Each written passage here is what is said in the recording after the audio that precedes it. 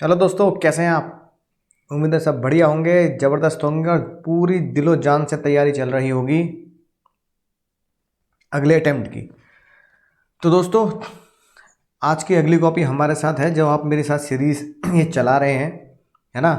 तो मैं सभी बच्चों के बहुत सारे मैसेज आ रहे हैं, बहुत सारे मैसेज आ रहे हैं। मैं सभी बच्चों को सॉरी बोलना चाहता हूँ कि बेटा लोगों, मैं तुम्हारी सारी कॉपी एकदम से चेक नहीं कर पाऊँगा, लेकिन चेक करने की पूरा वादा करता हूँ और चेक करके ज़रूर दूंगा, क्योंकि मेरी क्लासेस भी चलती हैं फाउंडेशन की क्लास भी चलती है, लॉ की क्लासेस भी चलती हैं दिन भर, इंटर की भी क्लासेस चलती हैं। लेकिन जो भी मुझे बीच में टाइम मिलता है शाम को, रात को, या क्लासेस के बीच के ब्रेक के दौरान, तो मैं चेक करता हूँ। मैं डेली कोशिश करता हूँ कि एटलीस्ट 2 कॉपी तो मैं आपको चेक करके दे दूँ। तो इसलिए जिन बच्चों की कॉपीज़ अभी चेक नहीं हुई है और वो मुझे भेज चुके हैं, तो चिंता मत करो, उनकी कॉपीज़ मैं ज़रूर चेक करूँगा। थोड़ा सा मुझे वक्त दो, अपनी तैयारी करते रहो। जो भी कॉपी मैं चेक कर रहा हूँ उस पर आप ये फोकस करो कि ये मेरी भी कॉपी है, क्योंकि ये गलतियाँ मैंने भी की हैं और मैं इन गलतियों से सीख रहा हूँ। दूसरे की कॉपीज़ की गलतियों से सीखो।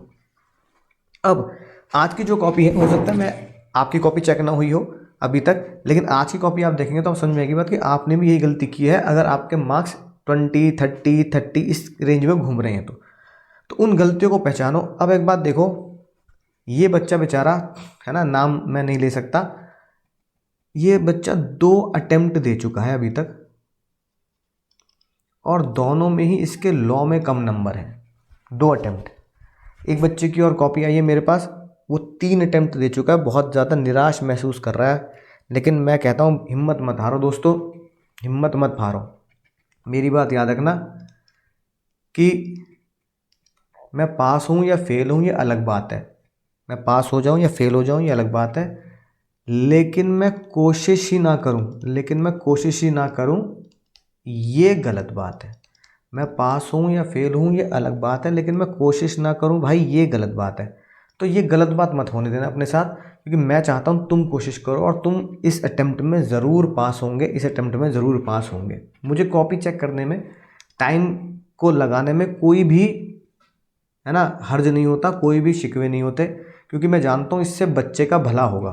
बच्चे का भला होगा जो बेचारा नहीं क्लास पास हुआ। अब इस बच्चे को देखो ध्यान से, जल्दी जल्दी, अब मैं थोड़ा जल्दी जल्दी कॉपी चेक करूँगा, क्योंकि कॉपियों का जो अंबार है वो इकट्ठा होता जा रहा है मेरे सर पर, है ना। कम से कम 50-60 कॉपी हो चुकी है, मुझे उससे भी ज़्यादा हो चुकी है, कई डाउनलोड भी करनी है। तो इस बच्चे को देखो 20 में से 10 मार्क्स मिले पहले क्वेश्चन में।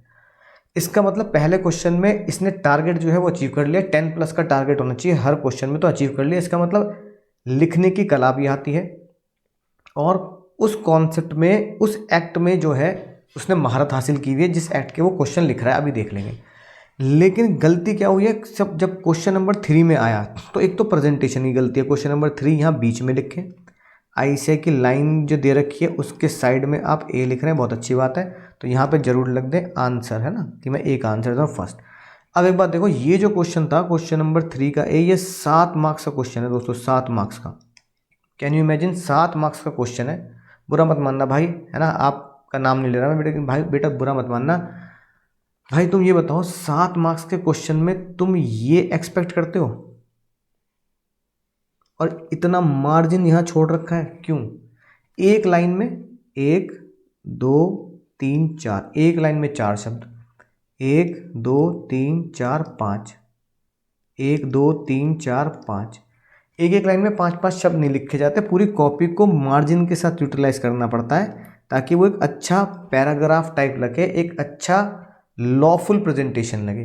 तो छोटा छोटा नहीं लिखने का, पहली गलती, छोटा नहीं लिखने का, उसको पूरा यूटिलाइज करना है, ताकि वो एक अच्छा पैराग्राफ की तरह लगे, अच्छे पॉइंट की तरह लगे। दूसरी बात, अब ये 7 मार्क्स का क्वेश्चन आया, सीधा क्या गलती करी, ये एनालिसिस लिखी तो बेटा आपने यहाँ है बाबू, है ना, लेकिन मेरे भाई मेरी बहन, एनालिसिस लिखने के बाद एनालिसिस है ये इन द गिवन केस, तो एनालिसिस तो तुमने यहीं से शुरू कर दी। प्रोविज़न कहाँ है, प्रोविज़न नहीं लिखा भाई, है ना, right. In the above P Q R and P Y cement behalf of the company, ये लिख दिया। In the instant case given is, ये लिख दिया, और ऑल्सो स्टेटमेंट। अब 7 नंबर के क्वेश्चन में तुम क्या एक्सपेक्ट करते हो, कितने नंबर दे दे, है कि नहीं बात। तो मुझे तो नहीं लगता कोई भी नंबर देना चाहिए था, है ना, एक आध नंबर दिया भी है तो 3A में, तो देखो कितनी मेहरबानी है, यानी नंबर गलत नहीं है, तुम्हें इसमें 3 नंबर मिले हैं 7 में से, तो नंबर उसने गलत नहीं दिए एग्जामिनर ने। एग्जामिनर को दोष नहीं दे सकते, एग्जामिनर तो बहुत अच्छे दिल का इंसान निकला कि तुम्हारी इस बात को पढ़ के भी वो नंबर दे रहा है और सीधा कंक्लूजन तुमने लिख दिया यहाँ पे झट देनी, है ना।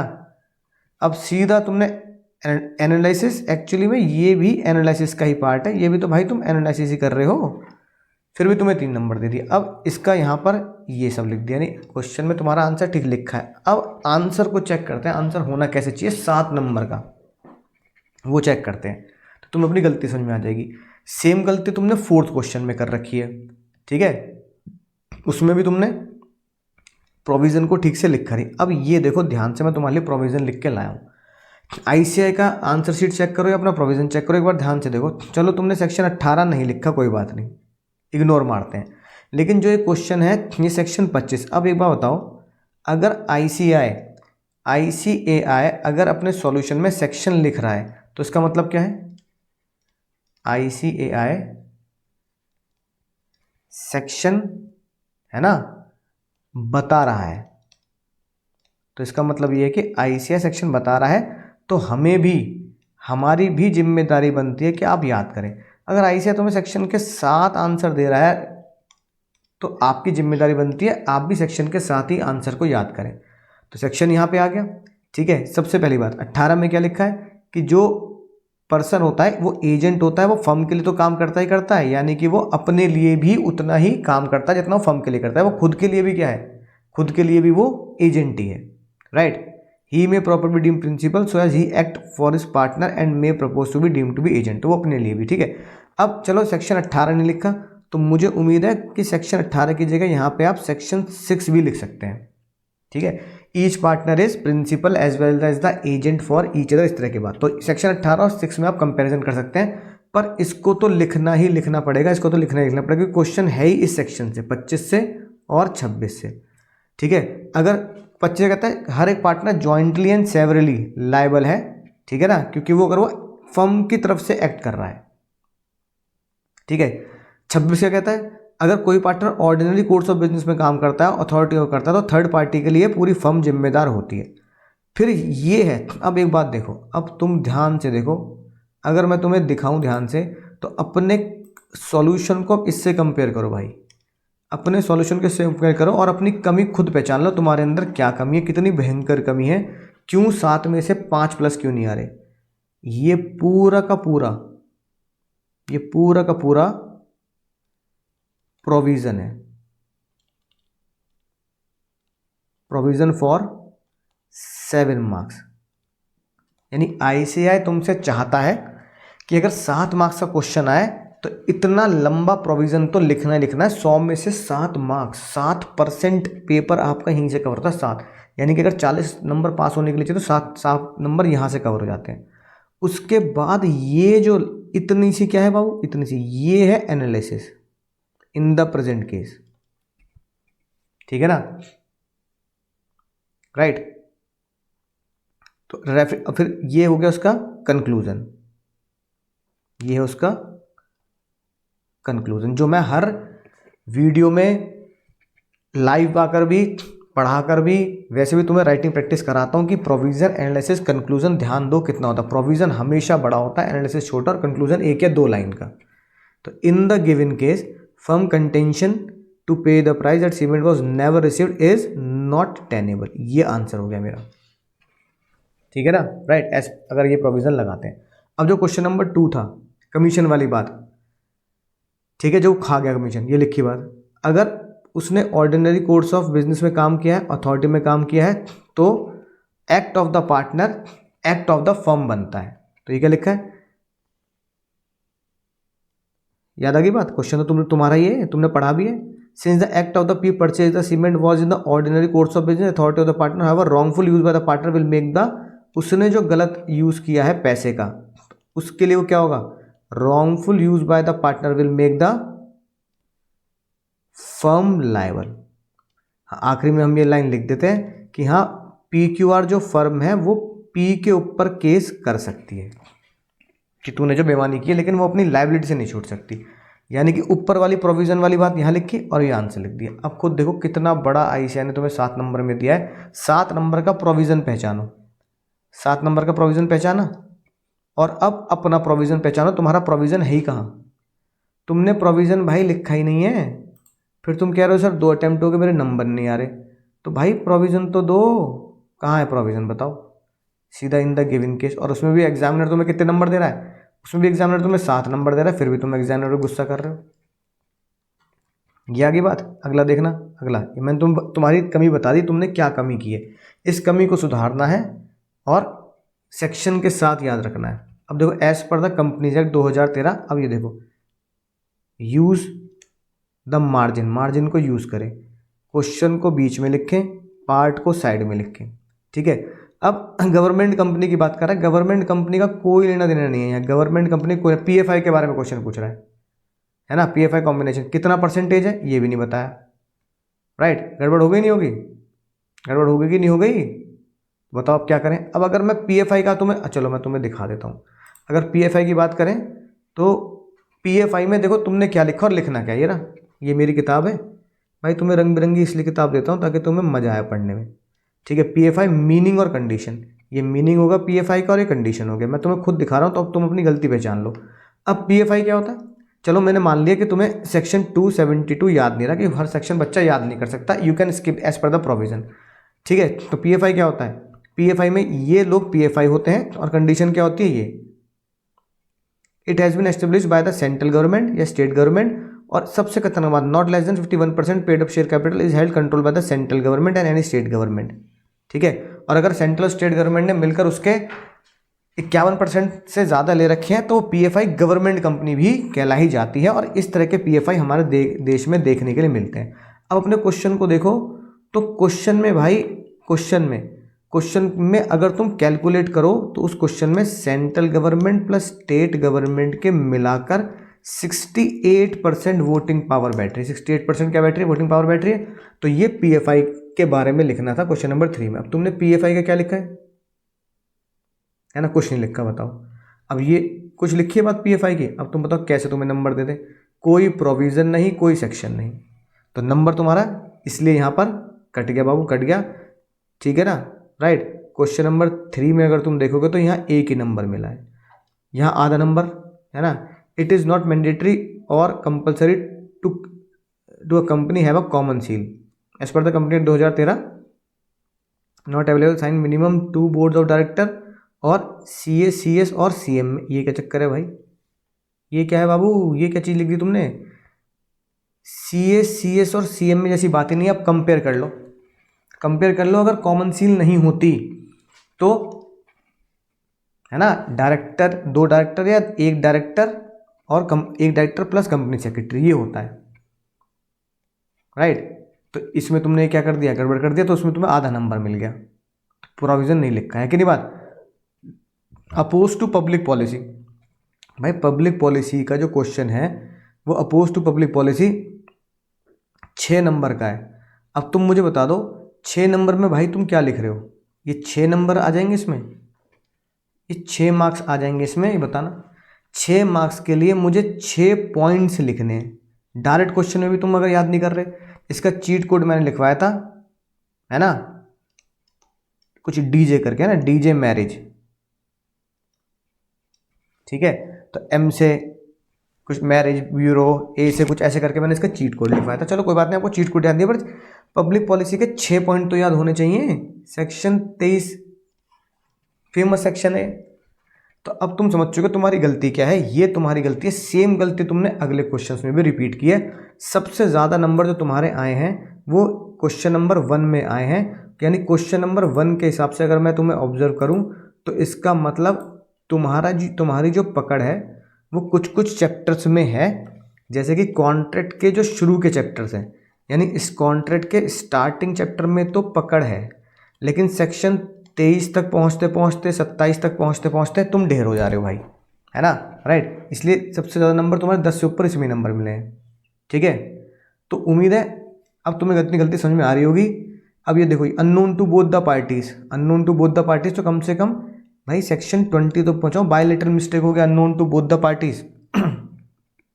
प्लस सुपरवीनिंग इम्पॉसिबिलिटी भी लिख देते तो भी नंबर मिल जाएंगे पूरे, है ना, राइट। इसमें तुम्हारे ठीक ठाक नंबर मिले।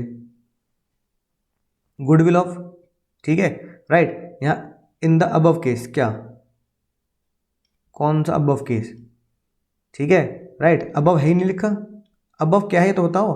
अबव तो बुल डाइड लिखा है तुमने, यानी अबव तो तुमने जो सेक्शन लिखा है सेक्शन 20 का मसला लिखा है, तो अबव वर्ड यूज गलत कर रहे हो ना। यहाँ मार्जिन फिर से गलत यूज कर रहे हो, ठीक है। और यहाँ पे कोई सेक्शंस की बात नहीं, कोई, यानी यार तुम लोग ना सेक्शंस पे बिल्कुल भी मेहनत नहीं कर रहे, प्रोविजन पे बिल्कुल भी मेहनत नहीं कर रहे हो। सेक्शन 27 इसका याद करने का तरीका ही मैंने बताया। स्पेशल 26 में 26 स्पेशल 26 हमारी होती है शादी, इसलिए शादी स्पेशल 26। शादी के बाद शुरू होता है काम धंधा, वही कमाना, रोजी रोटी, सेक्शन रोजी रोटी यानी ट्रेड बिजनेस का सेक्शन 27। तो इस तरीके से चीट कोड से सेक्शंस याद किए जा सकते हैं, है ना। अनसाउंड माइंड का सेक्शन बताओ। अनसाउंड माइंड का तुम्हें सेक्शन याद नहीं आ रहा, बताना।